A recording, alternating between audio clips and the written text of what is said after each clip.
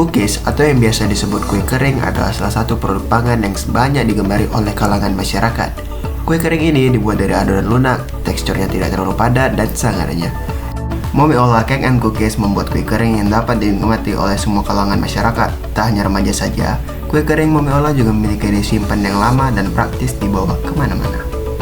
Karakteristik kue kering Mommy Ola dapat ditinjau melalui beberapa aspek yang dinilai berdasarkan panca indera, yaitu aroma, warna, tekstur, dan rasa.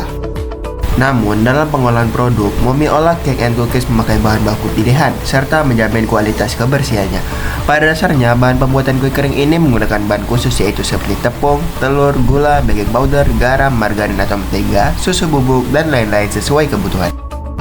Bermacam-macam bentuk dan tekstur dapat dibuat dengan melakukan perbandingan bahan-bahan yang digunakan pada pembuatan kue kering dan menjaga kualitas bahan baku untuk menghasilkan produk yang sehat dan higienis.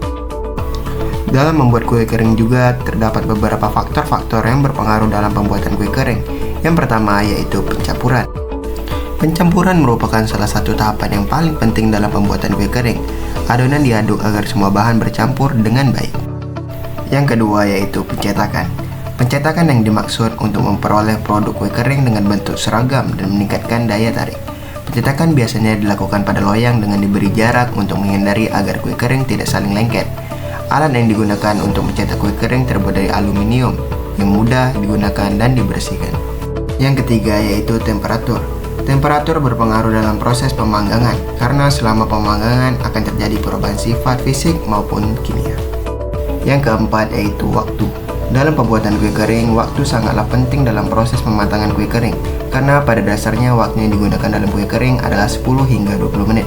Karena misalnya waktu yang digunakan dalam proses pemanggangan kurang dari 10 menit, maka hasil produk yang dihasilkan tidak baik akan terjadi kering di luar mentah di dalam. Sedangkan untuk menggunakan waktu yang lebih dari 20 menit, maka akan terjadi kerusakan suatu produk yang diakibatkan terlalu lama dalam proses pemanggangan. Dan yang kelima yaitu pengemasan. Fungsi pengemasan adalah untuk menampung dan melindungi isi ketika didistribusikan. Selain itu, kemasan juga berfungsi sebagai sarana pemasaran karena kemasan dapat menjadi daya tarik yang mampu meningkatkan penjualan suatu produk. Inilah tips yang sudah kami buat. Gimana rasanya?